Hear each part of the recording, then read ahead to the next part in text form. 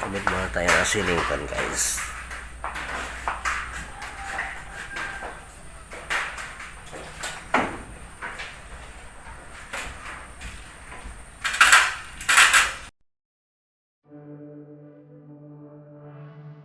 Sa kayong ilagan, guys.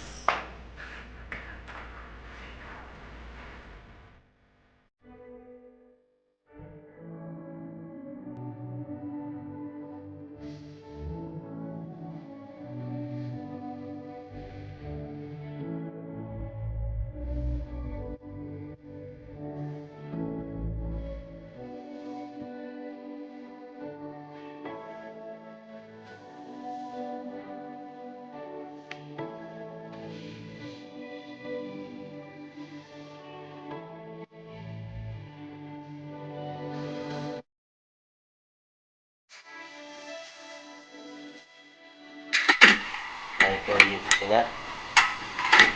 Ito na ganito, guys, pag mahaba. Hindi na natin pagpapulay. Sana yung pwede namang i-roll natin ng liloping.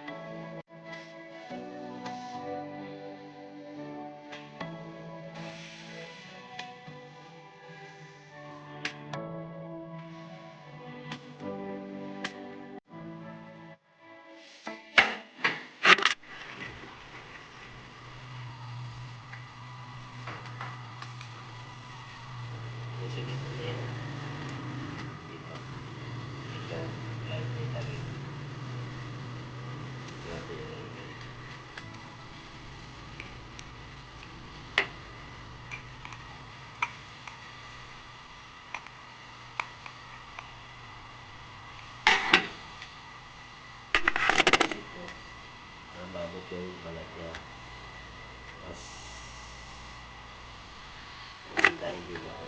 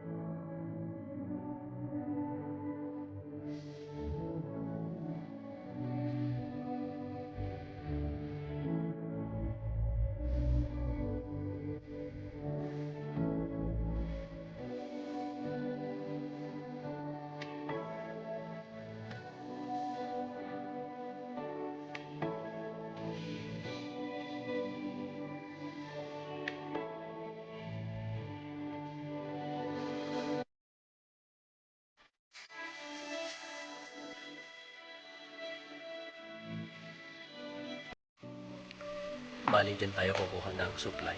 May Johnson box yan sa kabila. Yan, punta dito ng Johnson box. Bali number 12 ang ginamit ko. Yan, tapos papunta sa switch yan, PVC yan. Yan, ilagay tayo dito ng tatlong wire. Ito yung return para sa ceiling fan at sa ilaw. At ito yung ating live number 12 sa number 14. Tapos nag-splice tayo doon ng in-splice natin yung live, tapos yung live dyan, tapos yung live papunta sa switch, in-splice natin yun, pinag-isa natin yun, tapos yung sa ground galing dyan, saka doon nag-splice tayo, tapos nag-grab tayo ng dalawang number 14 para dito sa ilaw at sa ceiling fan para magkasama sila ng live galing sa return ng ating ceiling fan at saka sa ilaw. Tapos nag-release tayo dyan. Yan, dalawang wheel lang ang dumadyan, yung positive at negative sa galing sa supply, number 12.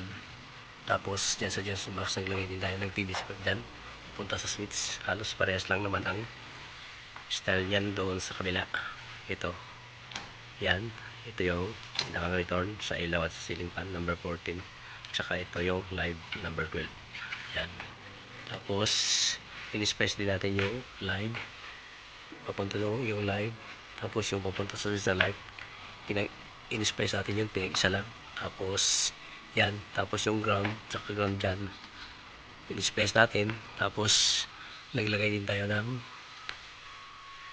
dalawang number 14, in-splice natin doon sa ground.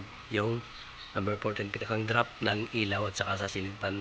Ipagsasama natin yung sa return ng live at yung return ng sa ilaw at sa ceiling fan. At ito, in-splice natin dyan, positive at negative ang duman dyan, number 12. In-splice natin yung dalawang positive para dito. Tapos yung sa ground, dalawang ground, in-splice din natin. Yan, na. Dito tayo maglalagay ng saksakan, kabilaan. Mataas yan. Iwas daw sa mga bata para hindi maano ng mga bata. Yan. Tapos dito, mag-splice tayo dito. Maglalagay tayo ng utility dito. Tapos lagyan natin ng pipe para abang doon sa selector switch sa ceiling fan. Ayan. Ganun din dito sa kabila. Dito, may chipping na to. Lagay tayo ng utility dito. Kaya hindi ko pinakasintro. Kasi maglalagay pa dito tayo ng selector switch para sa ceiling fan. Ayan. Mag-chipping na ulit tayo. Bali, ito na yung junction box na para sa ating outlet. Yan. Yan na. Yan. Yan na. Yun. Bali, maglalagay na lang tayo ng utility para dito sa outlet. Yan. Tapos dito. Tapos doon sa switch. Yan, dito. Dito. Yan. Tapos dito. Yan. Yan guys, nakapagmasa na rin tayo ng simento para doon. Yan. Papadikit natin. Ayan. Kakabit na natin.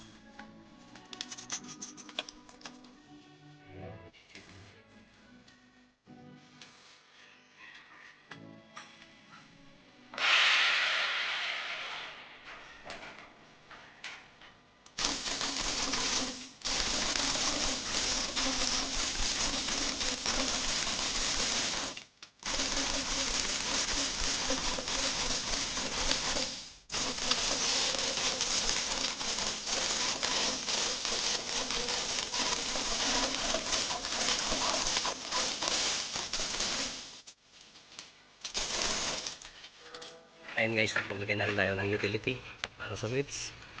Tapos itong isa dito. Yan.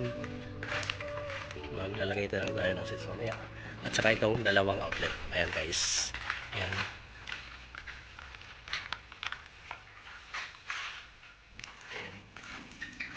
Ito, wala pang ceiling fan.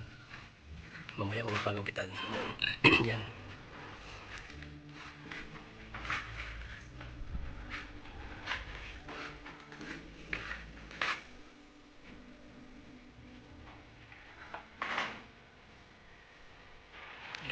Yan, nakakabit na tayo dyan ng ceiling fan.